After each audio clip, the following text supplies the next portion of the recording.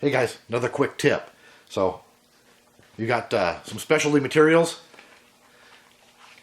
I've already marked this end.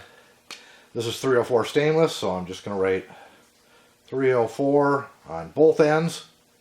That way if I accidentally cut one off and forget to write it, I've still got it marked on the other end, and then I can go over in the rack.